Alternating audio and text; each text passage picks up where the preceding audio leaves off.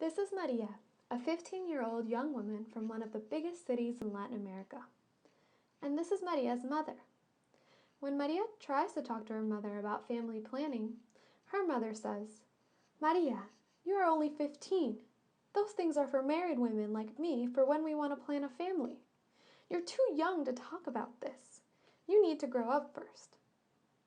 Maria is seeing a boy at school, Carlos, and she decides that she's ready to have sex. With no help from her mother, she seeks advice from the only people she can trust that won't judge her for wanting to have sex, her friends.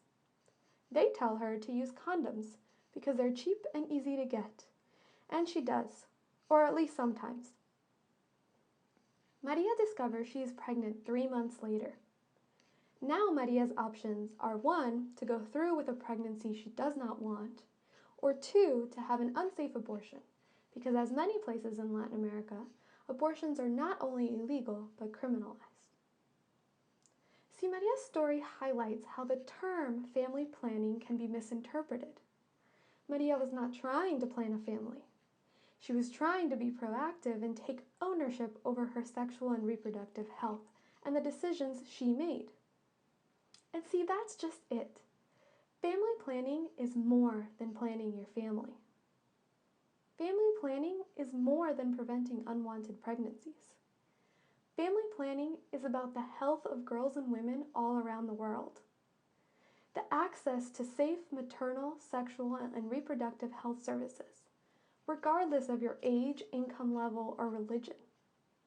The rights inherent to all humans, girls and boys, women and men. Health, access, and rights.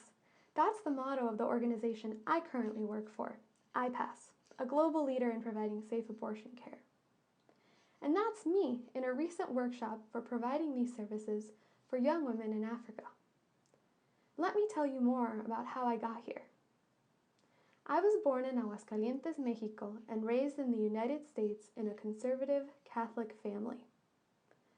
Throughout the past 5 years, I've worked with NGOs dedicated to improving women's sexual and reproductive health and promoting real and meaningful youth leadership and partnership in Latin America.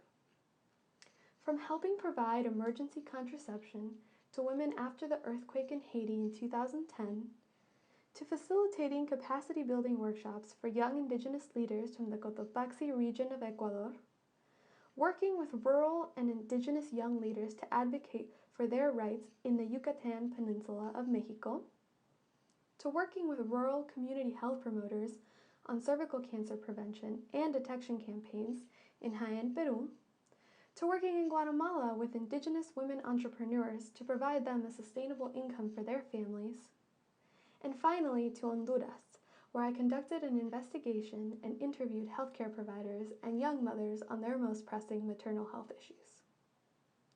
If there's one thing I've learned these past 5 years, it's that we young people need to be actively and meaningfully involved in our own sexual and reproductive health.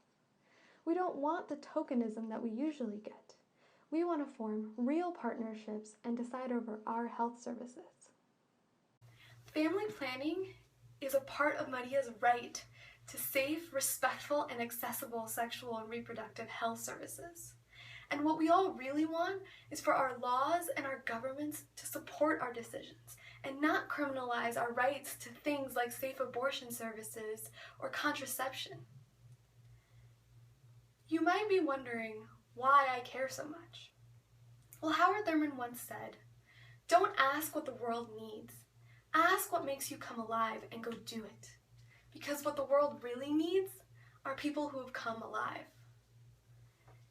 Being a global advocate for sexual reproductive health and rights and being committed to taking local action wherever it is that I am is what makes me come alive.